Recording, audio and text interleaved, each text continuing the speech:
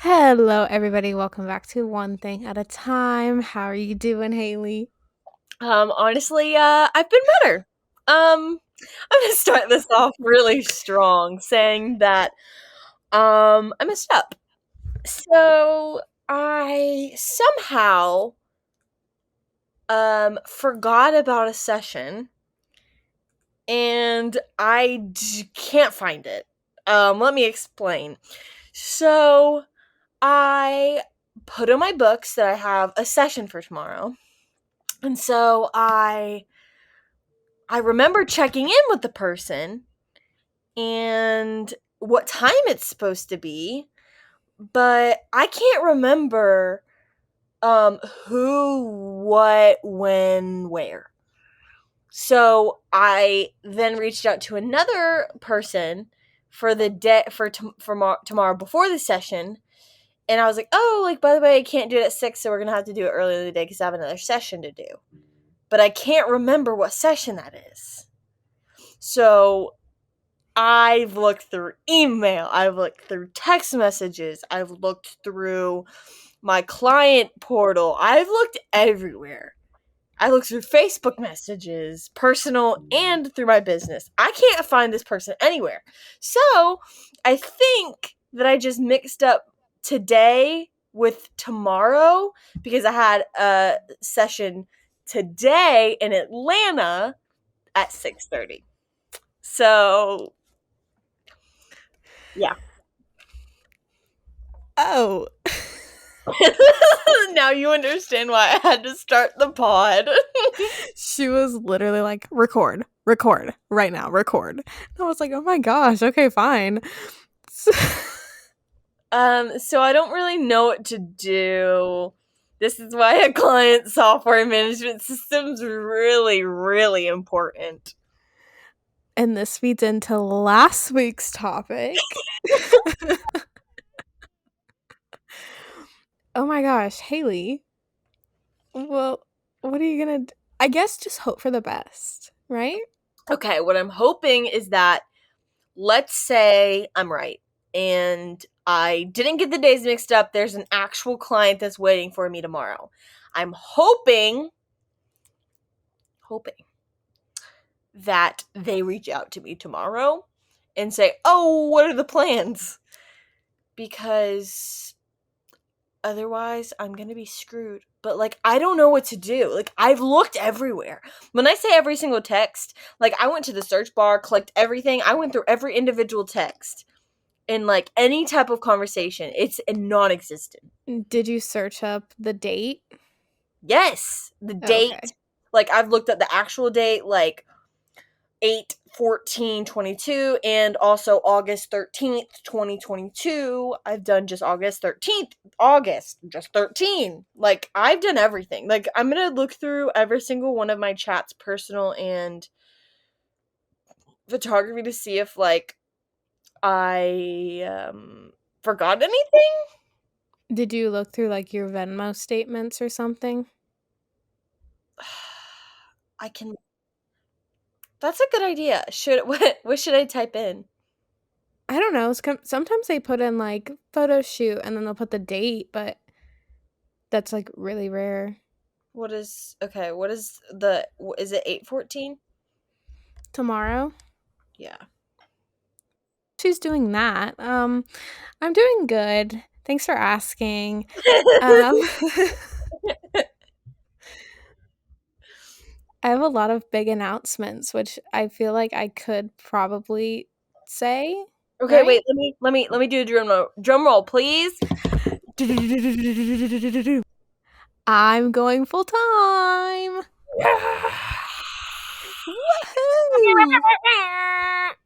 Woohoo! For everyone that doesn't know, she is quitting her side full time job to pursue wedding photography and photography full time.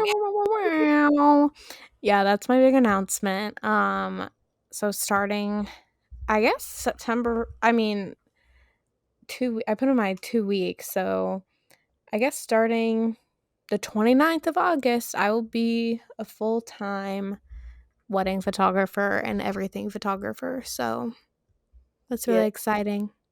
Yes, you will. And I'm quite excited about it. Because now I can go on all of your like when you text me, I'm just like, hey, I'm going to Myrtle. You want to come? I can be like, yeah, actually, I can.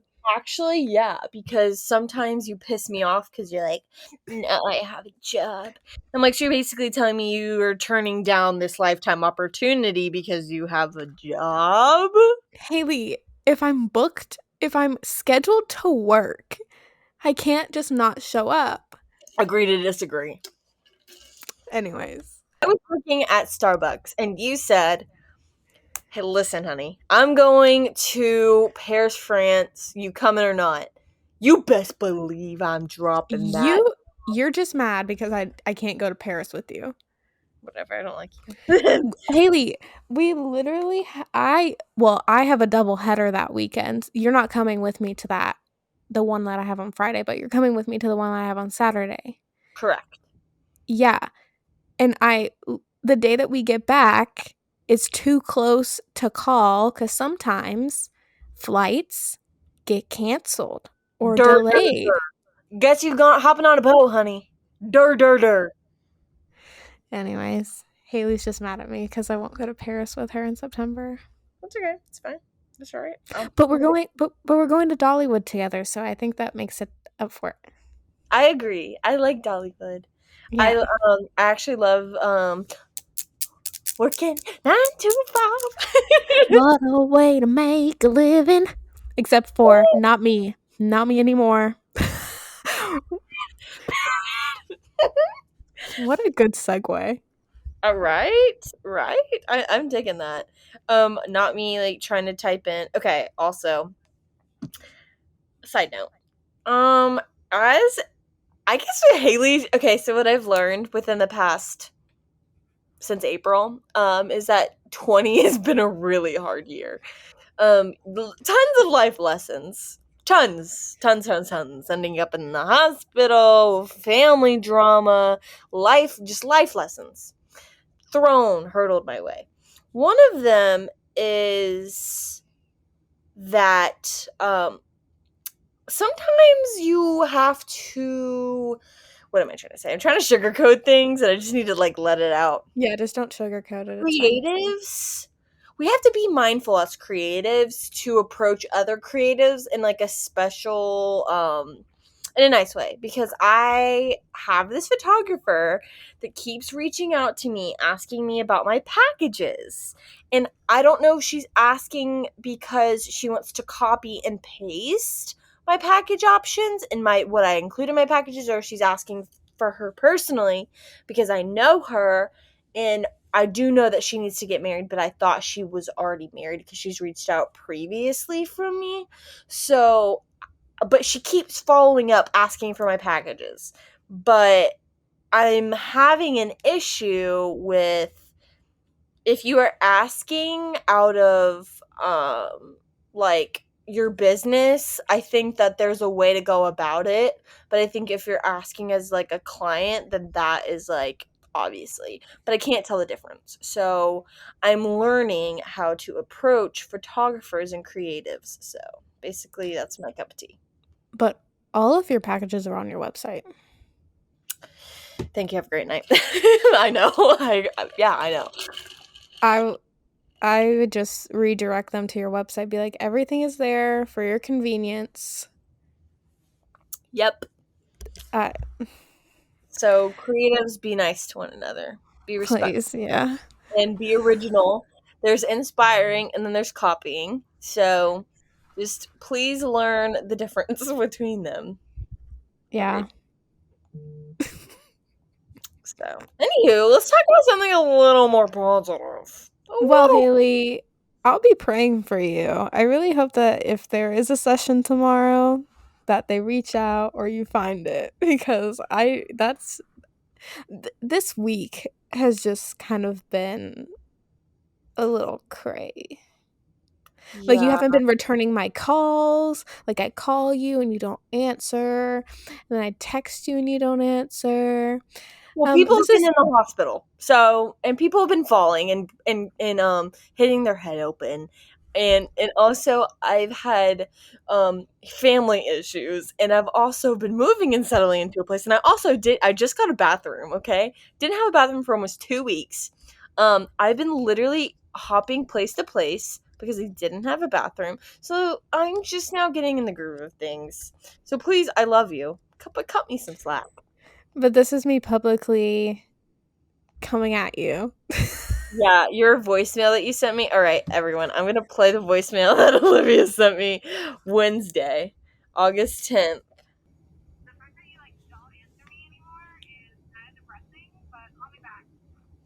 Can you hear that? I could barely hear it. I think you need to put it on speaker. How do I put this on speaker? See, my life sucks. I don't even know how to work a dang iPhone. It's not working, bruh. Okay, alright. Basically, it says the fact that you don't like to answer me anymore is kind of depressing, but call me back.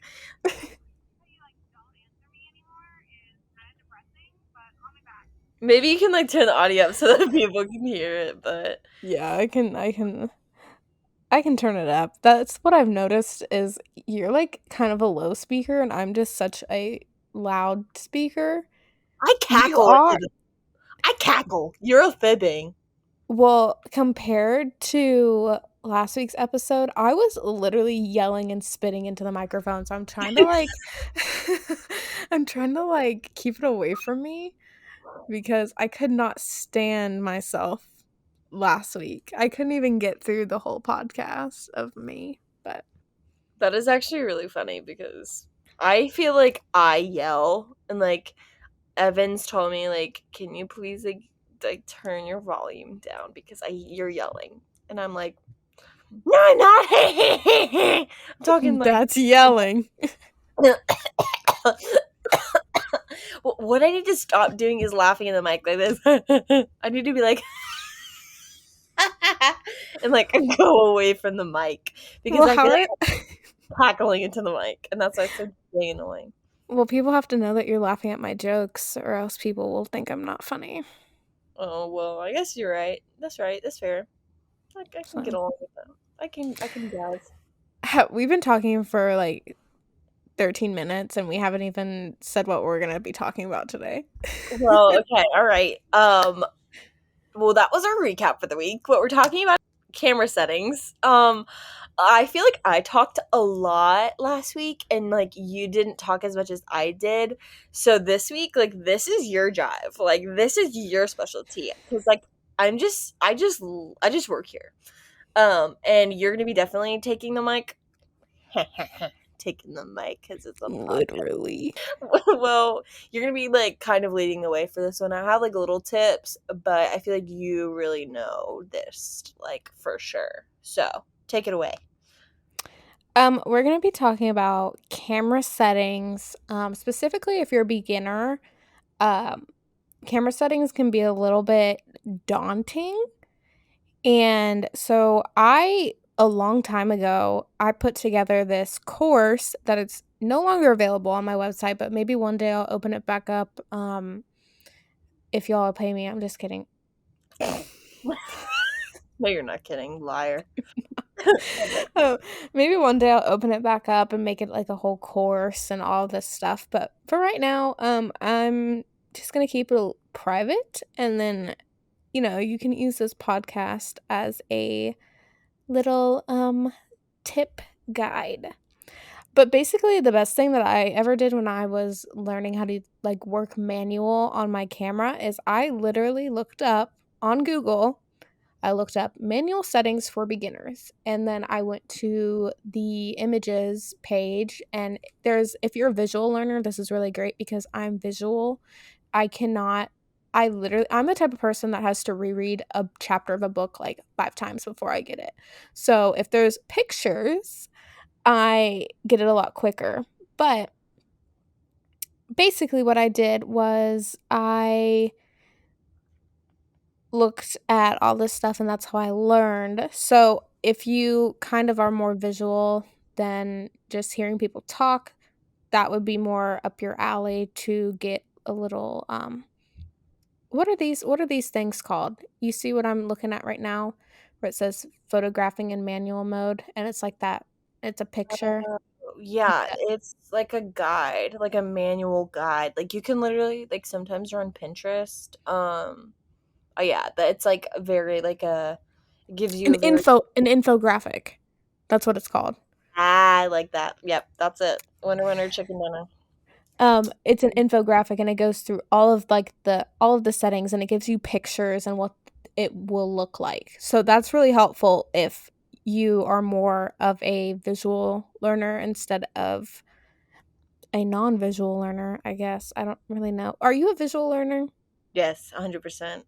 Okay. But like I'm a visual learner, but I also need like explanation. Like if you were to do something, like I'd be able to replicate it, but I'd be able to like get it down packed if you explain it too. Like give me real life examples. Because I look at this and there are some rules and exceptions um that I feel like are different and also like depending on what type of camera you have. So if you have a DSLR, your settings are going to be different than if you have a mirrorless camera because the light kind of like perceives like things differently.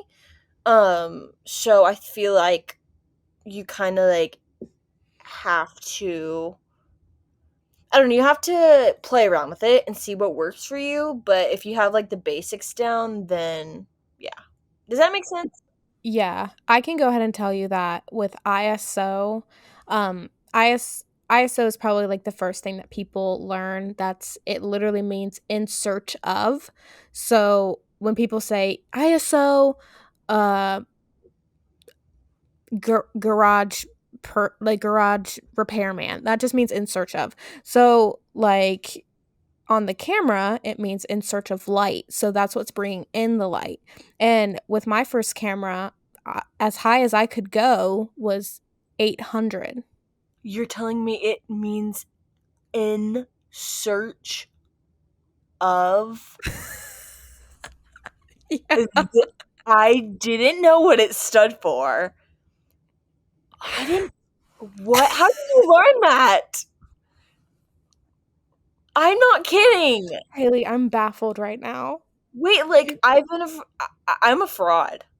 Dude, I had no idea because people are like it's ISO and then it's ISO for other people. Like they're either it's kind of like potato or like What did you think it meant? I don't know. I don't know. Like some things that you just like don't question like aperture what? I mean I guess exposure. Shutter speed makes sense. But like I don't know. I thought it was just one of those things. You know how like they name cameras really weird things? I didn't know that I don't know. In search of that. Oh, No, but that's it's literally it's just in search of light because that's wow. what that is. That's what That's ISO is. It lets in light. oh yeah, but like whatever. I'm deceived. Moving on. Saying. So my first camera, the ISO, it goes from like 100 to 3200 or something like that with my first camera, which is not a lot. So the highest my ISO could go on my first camera was 800. But that's just something that you have to know, like you just have to know your camera. Now with my mirrorless, I can go anywhere from I don't even know how high it goes. I think it goes to 6200. So but I think like without reaching a lot of grain, it can go to like 4000 or so on and so forth. Wait, so which camera was it that could only go to 800? The Canon T7. Are you sure it didn't go up more? It went up to 32, but the highest that I would let it go is 800 without getting grain. Okay, okay, okay. That makes sense. That's what So I like meant. well for like but that's without flash too. So like things are Right. kind of different with when you add flash into the mix and that's also DSLR. So like the camera is capable, but if you really want crisp quality images, you don't want it. Like 800 is a really nice sweet spot for mirrorless or not mirrorless. I mean mirrorless you can get away with a lot more just because very advanced technology. But I I sometimes when I push 800, I'm like, I still don't really go up over 800 unless I like have to, but that's just a personal preference. Like I just don't like grain personally if I don't want it. I like Mhm. grain if I put it on there on purpose, but I don't like it with it. Does that make sense? Like Yeah, like, I would ooh, rather have so for, like, receptions, I literally keep my ISO, like, 200, with and then flash. I use flash so Right. that it looks really cool, but then on my, sometimes what I'll do is I'll just get really grainy, kind of, like, movement-based pictures with, like, an 1,000 ISO with the mirrorless camera to kinda give it some texture and some, like, character, like, I don't know, I think it's cool, but then I also, on my other camera, get flash pictures, but, Yeah, yeah. we'll get into all of that, the motion blur and all that stuff. So where do we want to start? I think we should probably start um with Aperture. You think so? Yeah, it's first on the list. Okay. You can explain it, and I'll make it on a dummied version. Oh, okay. Cause like, I kind of like, I can't it's just something that you have to learn. Like, this isn't something like, it's hard to teach it because it's everything's based off of, like, the situation. You can only talk about this so much with all of like you can learn, in math, you can learn the formula, but it's all about applying it to make Yeah, it work. agree. So just like take that with, just take all this information in, but also know that you need to go out and practice. Photography is literally practice makes perfect. I mean, we all know that saying. So, without further ado, aperture is also known as f-stop. So, if you hear a photographer be like, "Oh, my f-stop is at blah blah blah," that is because that's what it looks like in the camera. Um, when you're looking at your manual settings on your camera, it'll say f slash whatever. Um, so your f-stop is your I can't speak. Is your is is your depth of field. This is what allows the camera to focus on one singular subject or multiple. I like f-stop better than aperture. Like, I know they're the same thing, but, like, I don't ever say, "Fix your aperture." I say, like, "Fix your f-stop," because Right. f-stop And is the easier one to remember. um so the lower the aperture, the more shallow your depth of field is, and the higher, the more in focus it will be. And people typically, as a rule of thumb, they like to base their f-stop depending on how many people they have in the picture, but I think that it just depends on the situation, which is why it's always good to go out and practice and just use this as a base because, yeah, it's good to know how far your camera can go with settings and everything, and it's good to know your camera, but sometimes it just depends on your situation. Like, if I was outside out like during the heat of the day, my ISO is probably going to be the lowest it can go. My shutter is going to be probably the highest it can go, but my f-stop I wouldn't change because my shutter speed goes so high, if that makes any sense. Yeah, that makes complete sense. Especially like it makes sense because we know what we're talking about for someone that has never done anything before. Like, open up your camera, go outside, and like kind of re-listen or take notes and kind of like listen to what we're saying because it's kind of like you need to see it in real time in order for this to make sense.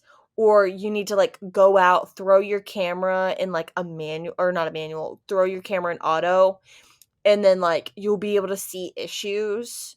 And then once we like bring things up, obviously, because I didn't understand like that you could do manual and the power that you have in creating things. Because I just would throw it in auto and then I would like kind of panic. Like, it wasn't until my first wedding ever that I actually did manual settings. I'm sad that I just admitted that on a podcast. It's okay.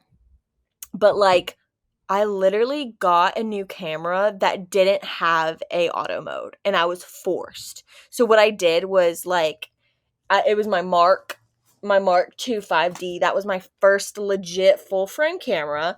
I threw that puppy on.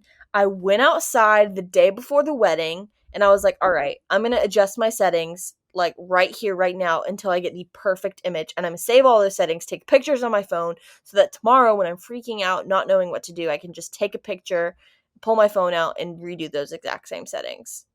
Right. Because I literally didn't have any other choice because I had no idea what I was doing with manual. Um, this is kind of a side note, but I just got an email from Pinterest that says that my account has been suspended. Is it legit?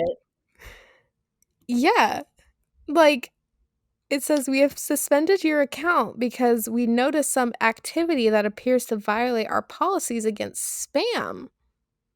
I Oh, dang. I don't Did you I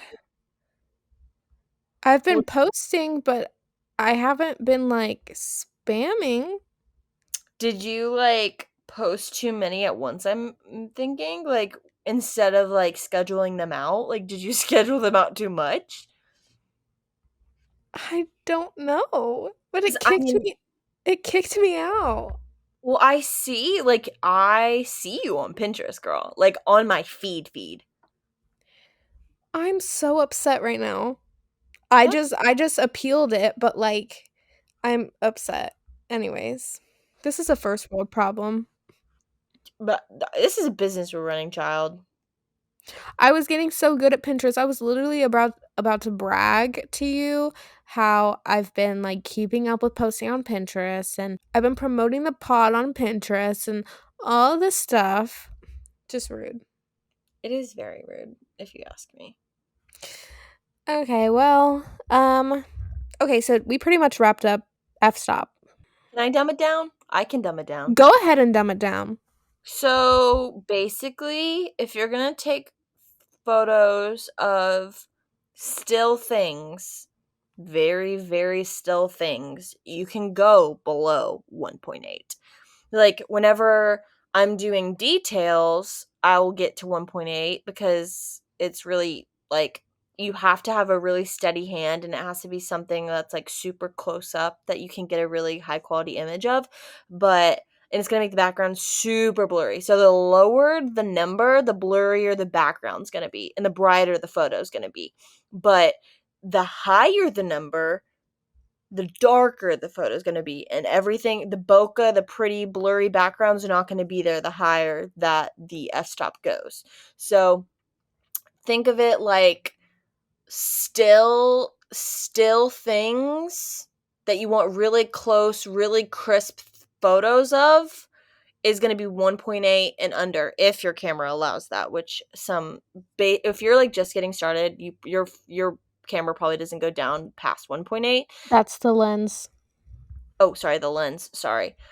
So like a 50 nifty goes down to 1.8, just like the basic 50 nifty, and like that's what I would use for unless it's a macro lens, which is a different. But anyways, so then 1.8 to or like I would say 2.0 to like 3.2 is like multiple people you can get in it. You can get far away, you can get movement, you can get multiple faces in it. Like that is like the general sweet spot for your everyday photographer, wedding day, everything. So try to stay into that range, 2.0 to 3.2. Anything above that, it depends. I would say for family sessions, yes.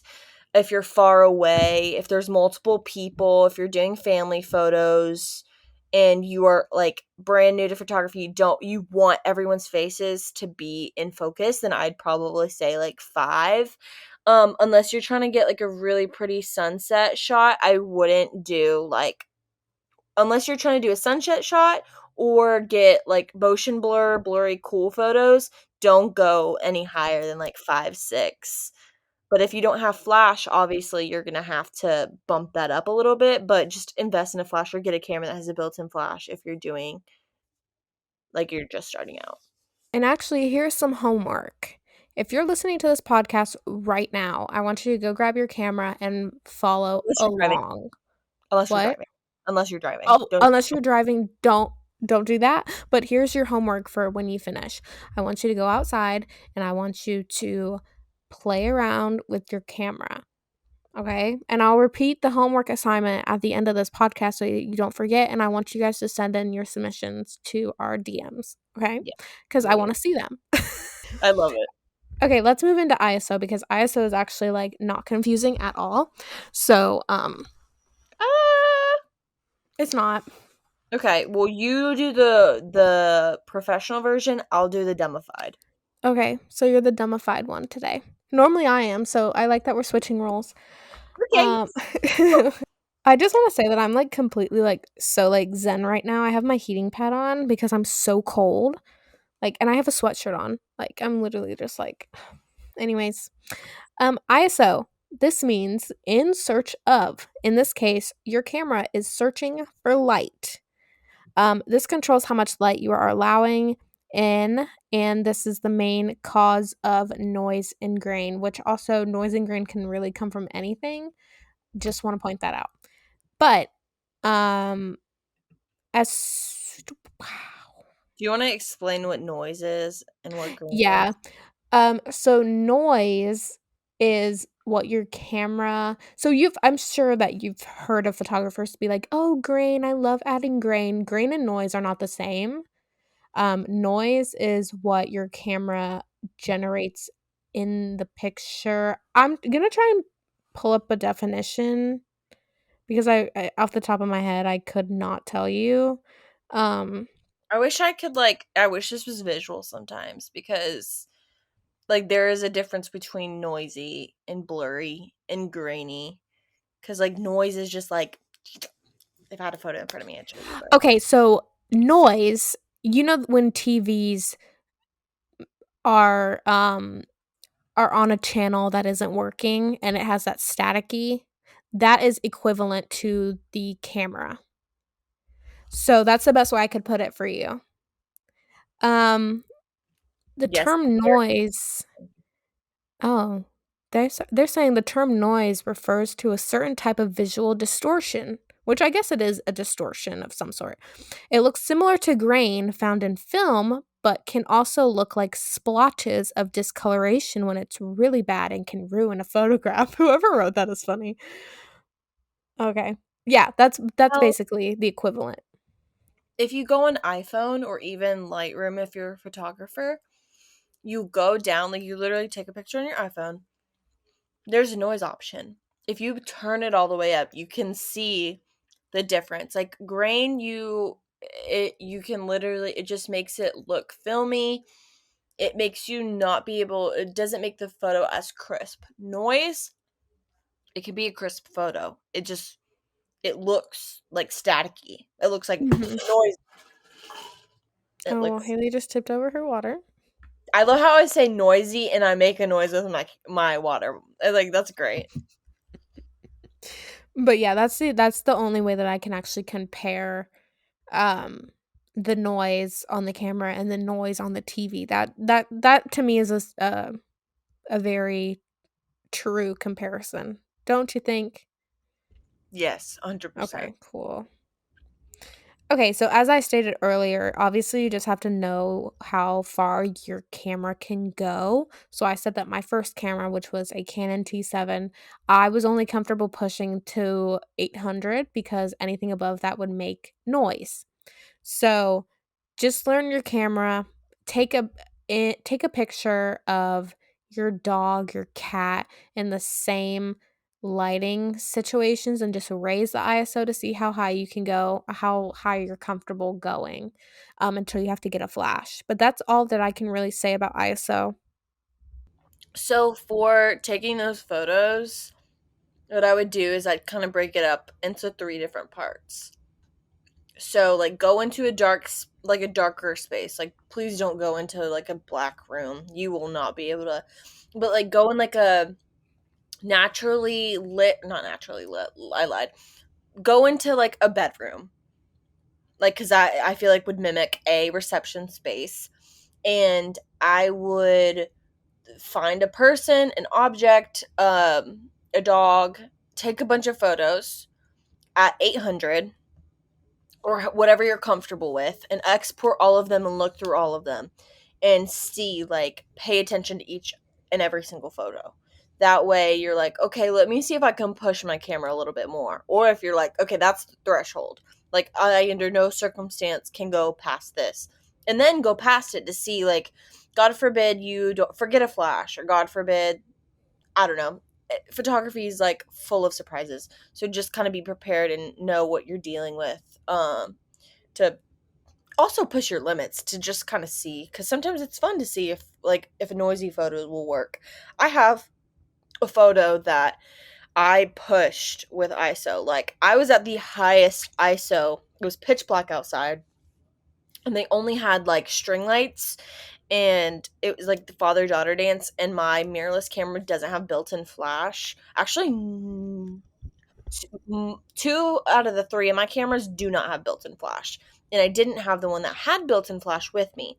So I was just like, I wanted some fun in the moment photos without flash, and I pushed it and made it really noisy, really grainy. It was really, really fun. I really, really liked the photo.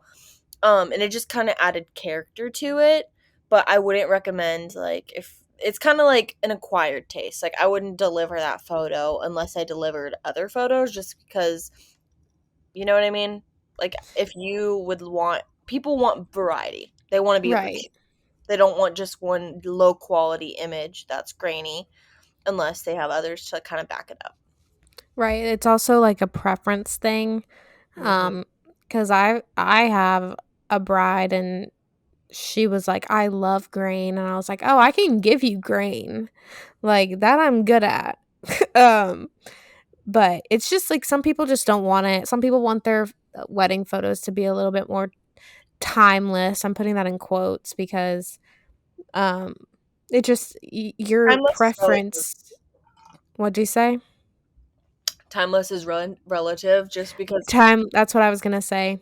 I mean, like, literally 50 years ago, we had, like, film. Like, film was the only type of timeless image that you could get. Nowadays, like, the timeless, in air quotes, is relative because technology is still evolving. That's why I give my clients, I pretty much kind of shift through grainy, textured photos, like filmy, and then also clear, crisp. Even if they're like, I love grain, give me all the grain, just in case they want more of a traditional photo with like updated technology, they can still have it aged tastefully. Because I feel like some people overdo it with the blurry and grainy. Because there's a difference between tasteful and not tasteful. If I cannot see your faces, if I cannot, like, and that's all the images that you're sending, I can't really hang that on my wall. People are gonna be like, "Why does it look like that?" You know what I mean? Yeah. And that's why I think, like, with us, like, we kinda have a good blend. Like, I am very like, if I were to describe my style of photography, I'm not talking about how I edit, I'm talking about how I pose, how I do things, whatever. I do a lot of traditional posing, I also do a lot of candid, but I also wanna have fun. Mhm. So, in that I blend all together. So you're getting all of it and you're not just getting one thing. Like I mix traditional posing with editorial posing with whatever posing you want to do like with your day. Like that's why, photography, like when people say that the photography industry is it's so saturated, it's not if you're different. You I know what I don't mean? I think that's a myth. I think that Uh, there's, considering, I mean, it'd be oversaturated if all 7 million of us were the photographers. same. Then, Yeah. yeah. Like, even then, like, everyone has their niche person. Like, everyone has a different take on it. Even if you're like, if me and you were to use the same preset, our photos wouldn't be the same because we are not the same. Like, I'm me and you are you. And we Mhm. do things differently, as similar as we are with certain things. There might be, there literally, if we have the exact same edit, there's going to be someone that likes your photo and hates my photo, and there's going to be someone that hates my photo that loves your photo, and there might be people that might not even be able to tell the difference. So I think that the oversaturation thing is like, I thought that, and then I ended up making tons of money. And I was like, okay, well, like, clearly it's not an oversaturated field because I'm making this a full time career. Right. And I've had people that have made that exact same argument, and they just gave up because it was oversaturated. Which I think that if you find what you're good at and what you pursue and love, and you're good at it, and you're not gonna have any issues being successful. I think that that's an excuse people use And to. it's kind of off topic, but I only think that it would be oversaturated if we all had the same personality, if we all edited the same, if we all had the same style of shooting, if we all, but we have different personalities. We're all different humans. No industry is oversaturated because we are all different characteristically. You know what I mean? It's Yeah, photography is all about personality. Like, and it's survival of the fittest. You can right. sit here, and be all hunky dory. Woe is me, COVID destroyed me, no one wanted to book me. You know what I did? $35 session. $35 session. Oh, that too much for you? I'll do it for free. Survival of the fittest. Like, you want to like take some faraway pictures, but you still want to send like your mom and grandma some photos. Like, that's okay. Let's do it. I think that a lot of people just say they use it as an excuse as to why they're not successful. Right. Like, there's clearly people that are successful in this business. There's hundreds of people that have hundreds and thousands, hundreds of thousands, tens of thousands of followers, and they're making six figures because they're survival of the fittest. They're performing. They're like, okay, it's an oversaturated field, but I'm still out here making money, making content, being beautiful. If you're different, like, even if all of us were the exact same, there would still be people that were on top dominating because that's just how it is.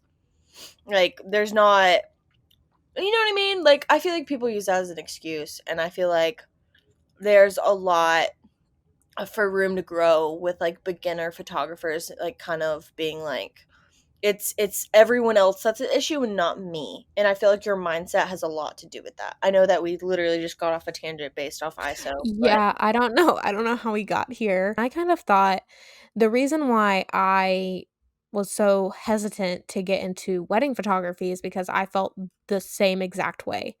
I was like, "Oh, there's too many wedding photographers. Like, why would anybody pick me?" Blah blah blah. But now I and I'm not trying to be boastful, but I have a sense of confidence now in myself, like, "Oh, I know why people would choose me." It's all about how you shift your mindset because you just need to change your outlook on things because it will change the way you look at things. Does that make sense? yeah, it's art. Like, it's a form of art. It's a form of expression. You think Picasso thought his work was terrible? Like, I don't think he sat down, made something, and was like, this is the worst thing I've ever made. Maybe at some point, and we I all mean, go through it, wait, and that's called an which one was the one that chopped their ear off? Was that Van Gogh? Maybe he like sat around, moped around, but at the end of the day, his stuff's worth more than my entire existence. Well, I think that we all, as creatives, go through imposter syndrome. That's a topic that I have written down that I would like to speak about because, as someone who also kind of deals with a little bit of depression, like that is something that, it's very real. So, that is another topic in itself, but imposter syndrome plays a huge role in your confidence. And as soon as you get through that, I mean, it comes and it goes, but, so do life. That's life. Yeah, yeah, for sure. I don't struggle with imposter syndrome as much, just because I feel like very early on I kind of like, I'm a fairly confident person. I'm not a very envious person. So I kind of like I know where my head's at, if that makes sense. Like, if there's someone on Instagram that I'm really, really genuinely envious of, and I'm like I get almost mad about it. Because there has been people I didn't follow them because like that negative energy that I'm putting out and that I'm manifesting in myself, I don't think is good for you at all. And it feeds the imposter syndrome. It feeds the back of your head, your bad little devil on your shoulder saying that you're not good enough. So I think that I mean we can talk about this in the episode, but I think that if you find other you only you only follow people that you're inspired by. You only follow people that you genuinely admire, look up to, but it's a good envy. It's a good confidence boost. Like it's a good like I want to aspire to be that person, but I want to do it better. And like you find different outlets, like whether it be you go into a art gallery or you go and look at um different people like like Pinterest, I guess. If you look through I like going to like antique stores and like I feel like I gain inspiration off of like places and old things. So, like if you just kind of find like whether it be books or you listen to things, like I find a lot of inspiration into listening to other people talk, literally just talking. Like if I'm listening to a podcast on the way to wherever I'm going, I instantly have like 400 trillion ideas of things that I want to do, things that I want to recreate, or things that I want to do a twist on. So I feel like I know this is another side tangent, but like I don't know what I'm trying to say, but I said it. Period. Uh, well, I think I don't struggle with imposter syndrome as much as I used to. Um, Right. but I'm a lot better than Mhm. I was. But I also like I don't know. It's not like my I went through a phase where I did unfollow a bunch of people that I felt like were I don't want to be mean, but Instagram is a really false reality Mhm. sometimes, and Agree. people can play up their success to be what it's not. And I found that a lot of photographers are that way, and they're very um they brag.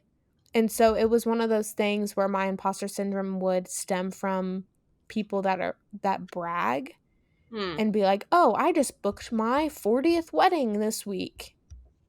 Oh, okay.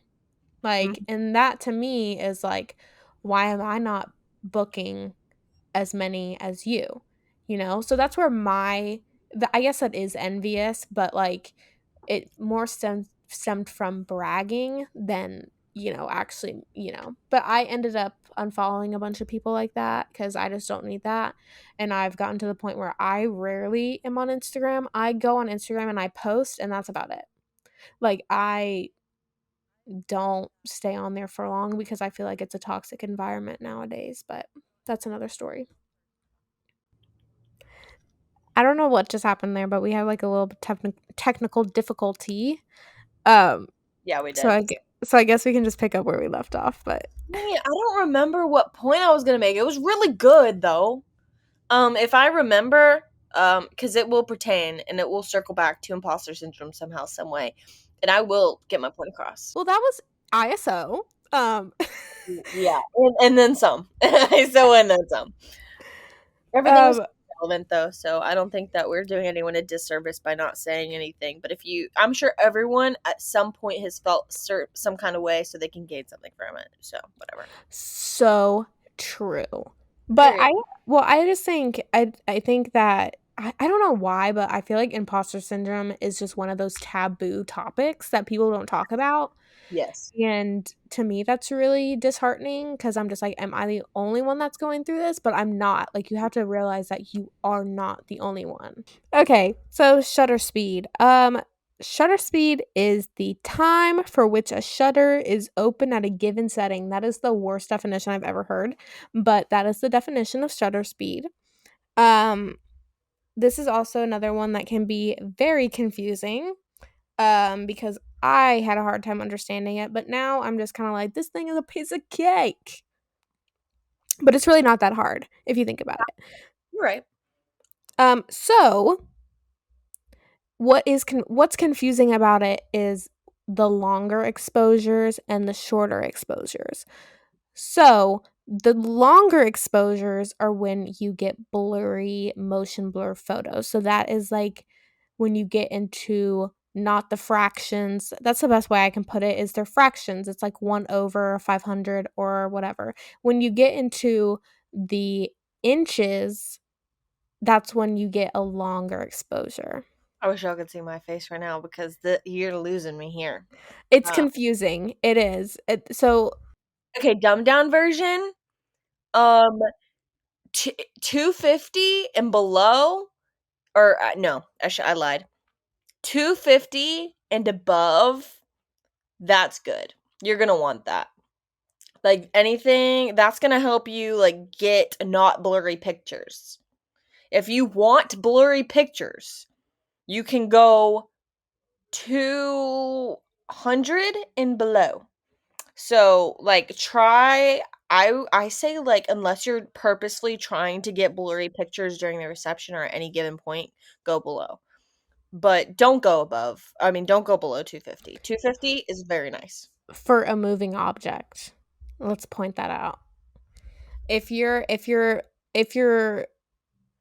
your subject is sitting still, I would say that you're safe to do 1 over 200, but if your object is moving, then don't. Any slight movement, like if I'm having people run, my shutter speed is on like 300 and then my ISO's on 100 and my aperture slash f-stop is around like 2.8 because if your aperture is um uh between 2 or 2.8 and above with that many or with two people, you can get them like you can get the shots that you want without blurriness if your apertures like that's what I'm saying. Like certain things depend on certain things, but I would say like shutter speed if you just stay like around 250, like but also if you are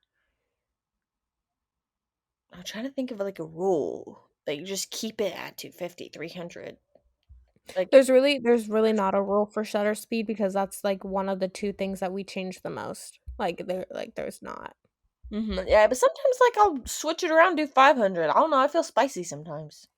Yeah, like, if you're in a really bright, like, situation, that's when I'll go all the way up, but that's only in scenarios where the ISO, like, if it's too bright and the ISO, it's, like, all the way down and I Mhm. still need it to be darker, that's when I'll boost it up a Or lot. oh, I forgot. So like I've done sports photography before. Not my fave. Don't like it. Not my cup of tea. It's gonna be someone's cup of tea out there. The shutter speed's gonna be super important for you because obviously if you're doing baseball, which that was the case for me, I did a baseball player, I had to get the ball to be like his arm it was motion. So like I had to go up because that was the only way that I could get the ball like still without it being blurry. And I ended up getting some pretty good shots, but I didn't know what I was doing because I didn't know this. I was throwing it in auto and there's like honestly on a lot of cameras if you're like first starting out listening to There's a this, sport mode. yeah, literally a man's running. If you're using Canon, 9 times out of 10, every single camera, even I think my mirrorless camera, has a running man setting. And that is solely based off of like sports stuff. Like if you're doing stuff like that is high motion, whatever. Anyways, that's my dumbed down version. Well, yeah, shutter speed isn't really all that complex. Just the yeah, I'm not gonna confuse anybody. That's all I have to say. Yeah, period. Oh, what about okay. Okay, next one. I'm just gonna say photographers out there underexpose your photos, please. Or get it perfectly exposed with a tad tinge of underexposed. But don't you dare for a second do overexposed photos because there's no way that you can salvage them. I'm just gonna say the exposure setting, I don't touch it. Like Oh, it stays. No, listen, it stays where it needs to. I don't touch it.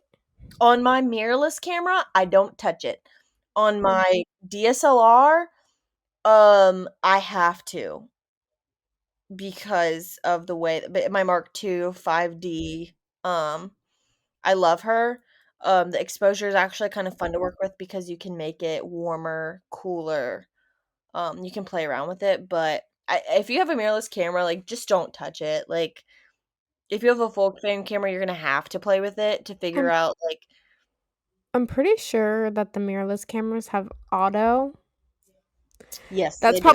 That's probably why I don't touch it because it normally stays at about perfect or underexposed. Like it doesn't ever overexpose. Ever. Well, you can like manually make all of your settings to shoot a little bit darker. You can always brighten a photo and it's going to have the integrity, but if you try and darken it, your photos are going to be the highlights are going to be completely washed out, which is like the brightest part of the object or the subject is going to be like completely washed out. There's going to be no like you're not going to be able to tell really what it is. It's just going to be looking gross and crusty, and it just doesn't make for good quality images that people want Let's unless the just say the number one rule of photography is always underexposed. and I think that's across the board. I've never met anyone that shoots overexposed. Heck no. Yeah, that would be like you're making your life 10 times harder if you did it overexposed. There would be no reason unless you're accidentally doing it. Well, accidentally is because sometimes it's really hard with the mirrorless screen to actually see what it actually looks like. So Yeah. 9 times out of 10, I underexpose them, but there's some times where I overexpose just a little bit. But I try to get my settings at least perfect. Oh, I will admit, if you lower your shutter speed below 250, your likelihood of overexposing is a lot more that I've noticed. Like if I'm doing motion blur, which like I did it today during my session, I dropped my shutter speed down to 30. It was so bright that I had to bring my aperture like to 22 and then I had to keep my ISO like I'd played around with it. It was like kind of low though. Wait, I might have Yeah. lied. I don't know where my ISO was. I'd have to look at my settings, but Yeah, but just as a rule of thumb, always keep your images underexposed. It'll help you in the long run with editing. So, everything will save you. everything. There's sometimes like there are things that editing cannot do, and fixing overexposed images is one of them. Unless you slap it in black and white, put some contrast, and pray to the Lord. Kelvin, I have a love-hate relationship with Kelvin because sometimes I use it and sometimes I don't. I just admitted that on the internet, but I don't use Kelvin all the time if it's not necessary. Uh, So, okay, yeah, yeah. One of my cameras always has it on. One of my mirrorless camera. I don't think I've ever used Kelvin once on it because I will fix my. I'm a yeah, the fake. white balance on the light in Yeah, Lightroom. yeah. Yeah, well, that's the thing where I know how to fix it now in Lightroom, so I don't really mess with Kelvin that much, but in certain situations, it's really helpful if you're in, like, a really yellow room and you Yeah, want it to be cool, then that's when I switch to Kelvin. But I have a tendency to forget to switch the white balance back, so that's why I yeah. don't touch it. Yes, 100% during wedding days or whenever I'm shooting. I've had a few churches that I've had to like it's the fluorescent light bulbs, depending on LED or like natural light, and then depending on what the colors are, like they're very uneven light. You need to like pull all the color and kind of make it as neutral as you can. You don't want an image to come out of your camera super warm or super cool. You want it as neutral as possible so that when you add the preset, it looks the most natural. Some people like I know there's a photographer. She puts Kelvin that I know a photographer that puts Kelvin extremely high, and um, her images are really, really warm. Like, I'm sure that she doesn't touch much in her settings or her presets and edit in post.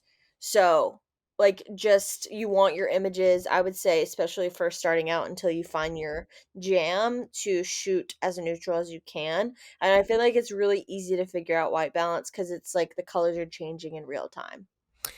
Yeah, and I feel like the people like, okay, so I learned how to edit not using Kelvin, but by bless you.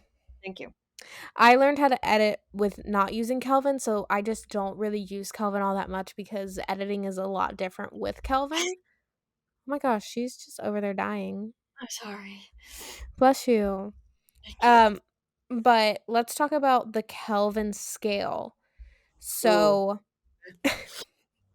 I mean, that's just like this is so terribly, horribly, uh, terrible without a picture.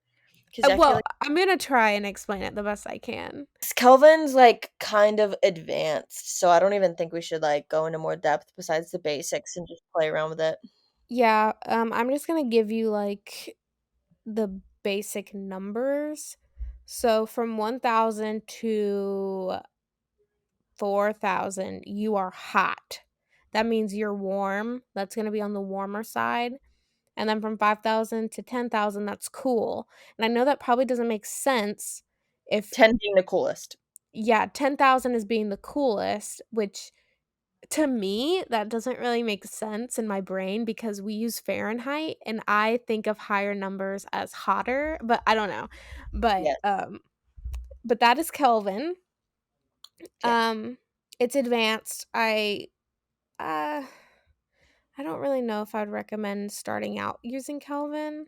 You don't need to. You just throw No. most cameras go in auto, especially this like advanced um stuff, like just auto until you know your editing style and until you know what you want and what you like and what you don't like, don't touch it. I mean, like Yeah. unless you're playing around, but like don't go into a session that the clients are paying thinking, "Yeah, I'm gonna jam out on 1000 Kelvin today," because you're gonna be looking like you're in hell. Yeah. How warm it's gonna be. um I'm gonna be like completely transparent here. I most of the time keep my white balance on auto only because that's like one less thing that I have to worry about changing on wedding days. Yep. And I know how to edit it if it's not correct. So don't hate on me. I just that's the one less thing I just don't want to worry about. So and that's why we also got a flash that is AI. That's because that's one less thing we have to worry about. Yep, you can say that again. That is white balance and Kelvin. Also, I would just say if you have any questions, like just DM us or whatever. I feel like we're all over the place in this episode, and honestly, our little technical difficulty threw me off because It now did. I'm now I just like feel like I'm on FaceTime. Like, okay, anyways. Okay, camera image format. Haley, do you want to take it away? Yes, that was very, very structured the way you said that. Thank you. Basically, this is like gonna be the dumbified version because I feel like with beginners, like if you would have thrown these big words at me, I would have ran away. Whenever you are taking photos, you want to be on a raw image. That is like the purest, it's the biggest file, so it's going to take up the most room on your laptop, on your desktop, on your iPad. It's going to be like a really heavy file, but it's going to give you complete control over um it's going to give you complete control over editing a image basically. It's going to be the most high quality, and essentially it's going to give you the best possible photos that you can ask for. The difference between raw and JPEG is JPEG comes with almost like integrated camera settings slash editing in the photo, so it makes the photo smaller like in size, take up less space, but it also dampens the quality. So if you want really nice high quality pictures, you're going to want to shoot in raw with no JPEG avi. And then there's this fun little like thing that I used to have on the camera that it would shoot JPEG as well as RAW. Don't recommend that. Just cut out JPEG altogether and pick one or the other. But if you got to pick one, which you have to pick one, in the world of photography, pick RAW. Anyways, take it away with take it away with technicality. I really don't have anything else to add. But I did notice that when I got a mirrorless camera, there were two types of raw. Anyways, okay, see raw image quality. It is a variation of the regular raw file format, but it's about half the file size. I don't trust it. So yeah, so don't use C raw, use regular raw. Um that's weird. Why is that even an option? Maybe for people that are running out of space, that they like need a raw image, but they need it to take up less. Like, I don't know. Ask the makers. Yeah, anyways, always shoot in raw. That was the best thing. Well, Haley, I knew that I needed to shoot in RAW, but the fact that my camera wasn't able to shoot in RAW was very frustrating and I couldn't afford a new camera. So when I met Haley, she was like, "Oh, you shoot in JPEG." It felt very judgy, and I just wish that you would apologize for it. I'm so sorry. Dang. Did I actually hurt She your feelings with that? I never know. no. Okay, good. Oh, you just posted me on your B reel? You posted like 9 hours late. How is that being real? Anyways. Ooh.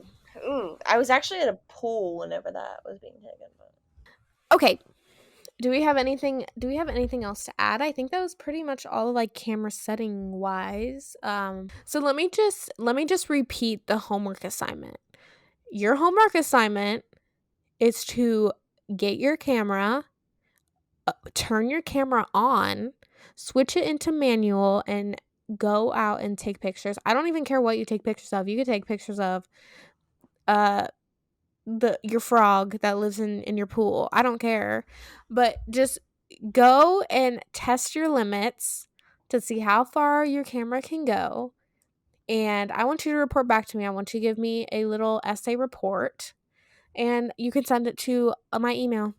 Okay. I will say I think we should say like our go-to camera setting and what our camera's on right now. Shoot, I don't have my camera. I can just do mine. Okay.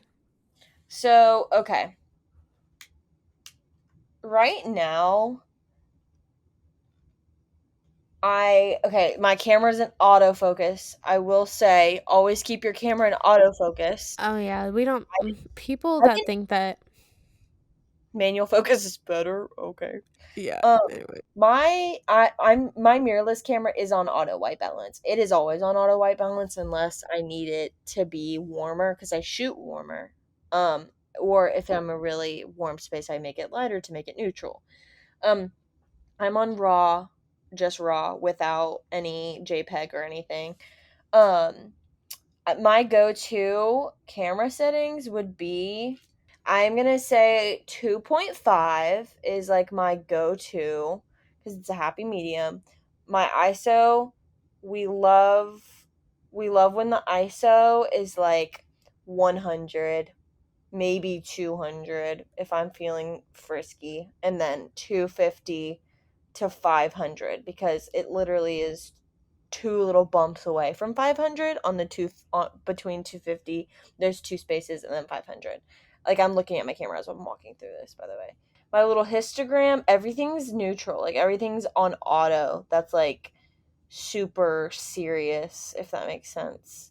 So, like the sharpness, strength, all of that is auto based. Like the camera is so smart that it just does everything for you. Just don't touch anything unless you want to distort something. And also, like, make sure your camera's on the manual mode and the dial's not turned because, like, I thought I didn't understand the longest time. Like, it would be on some random mode and I would switch it to my setting, take an image, and then it would reset back to the stupid mode. And I was like, why is my camera broken? And then my camera was not broken. It literally was the dial that I didn't change to manual. It was on like AV or like CV or P or they have a bunch of stupid ones. Which like that like we will probably have to make an in-depth episode based on like our cameras that we have and that we work with every single day. Like go Right. through everything, but that's just like down the road. But anyways, All I right. think we can go to the next episode. Like, I think that we can. No, I think we need to do something funny Oh, because okay. you Oh, want to get your funnies out. okay. Alrighty, friends. I got my funny thing. All right. I have a fancy dancy book here that is 12,000 Dreams Interpreted. Oh, it is one of my most prized possessions. Now, Olivia, is there a dream that you keep having over and over and over again?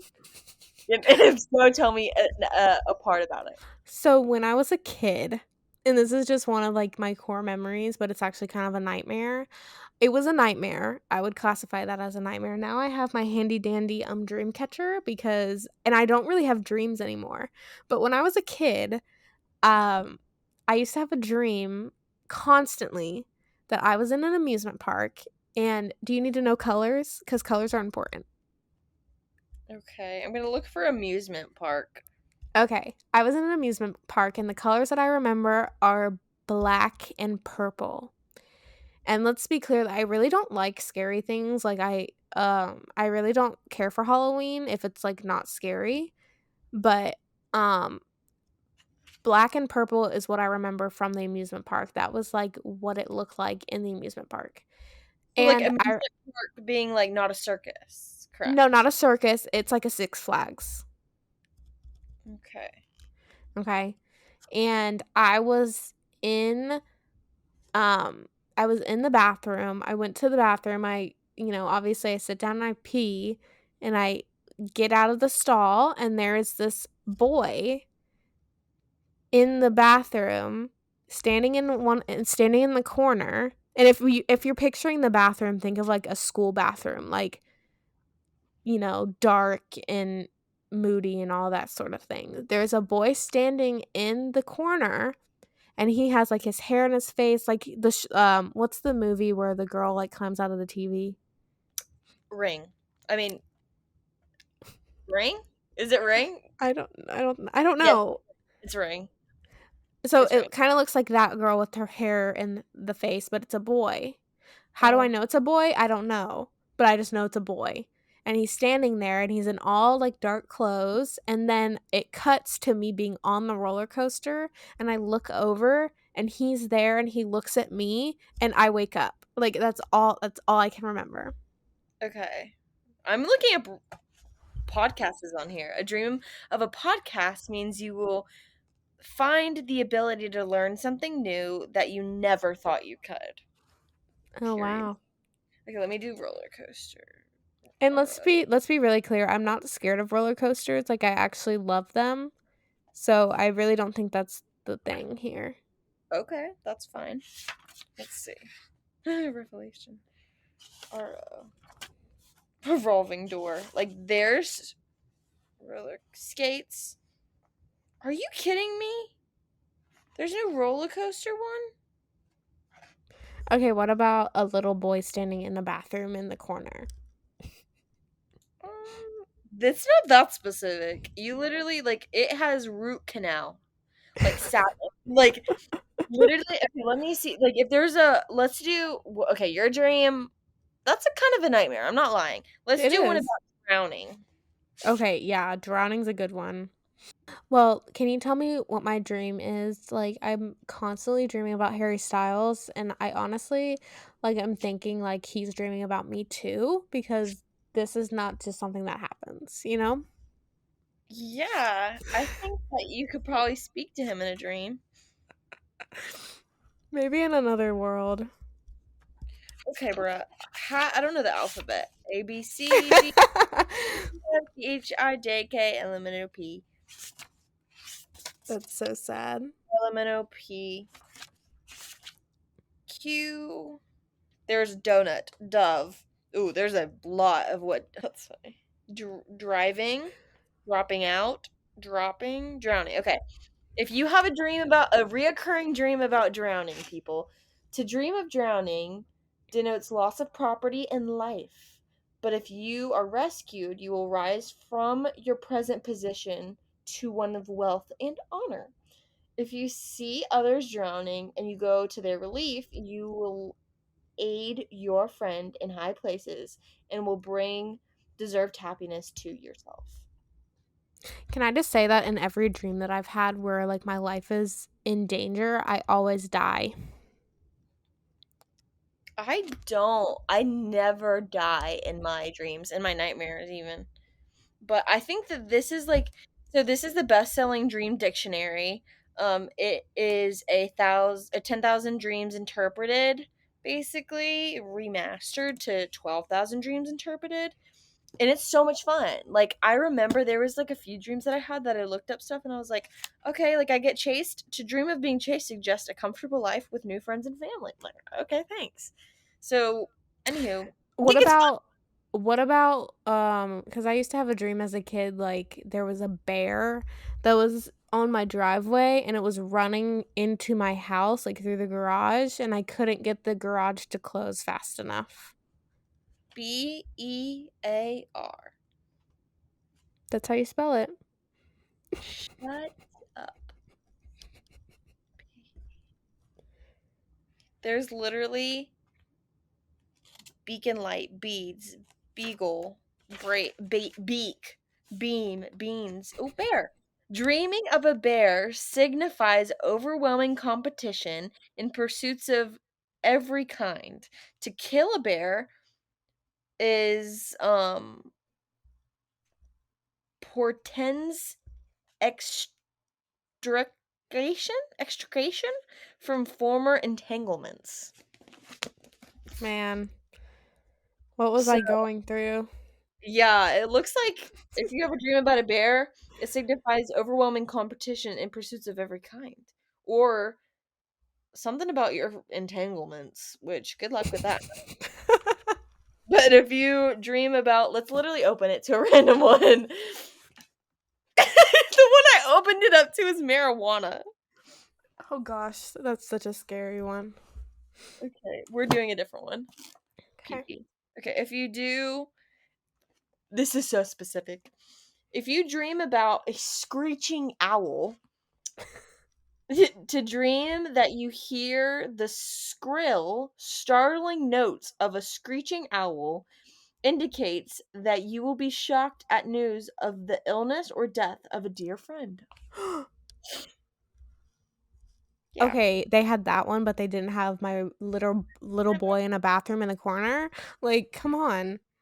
Yeah, I don't know what's going on, but if there's anyone that needs a dream interpreted, I've got a book for it. Call Hailey Hyde. Not only is she a photographer, but she's also a medium.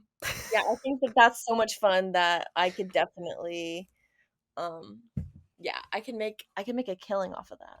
So, one year on Halloween, I was young, like young, and I went to a psychic quotes, a psychic.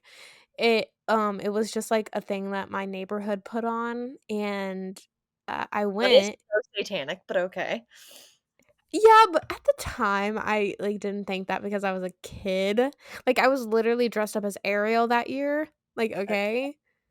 But I went and she told me she read my palm or something stupid, and she was like, "You're gonna have 3 kids." And I was like, "I'm gonna have as many kids as I want because can control that." Yeah, okay. Really don't know what's wrong with me, but we're literally an hour and 45 seconds into this episode. Okay, we can wrap up. Thank you guys for listening. We'll see you, or we'll hear you next week on the pod when we talk about imposter syndrome. We'll see you next week. Where can you find us, Olivia? You can find us the podcast, you can find us on Instagram, Twitter, TikTok, YouTube, except Facebook because nah. Um, you can follow the podcast on Spotify, Apple, Audible, Everywhere. anywhere you can find podcasts really. And you can find me on Instagram, Facebook, TikTok, Pinterest, I guess not for a while. We'll see where that takes us. But everywhere at Olivia Rodriguez Photos, except for Facebook, which is Olivia Rodriguez Photography, because I'm too dumb to change it. Haley, where can I You can find find you? me at HaileyHighPhotography.com. Haley High Photography, Facebook, Instagram, Pinterest, you name it. I've got it. Unless it's Twitter and I don't have it. But anywho, that's where you can find me. I hope to hear you next week. Bye! Bye.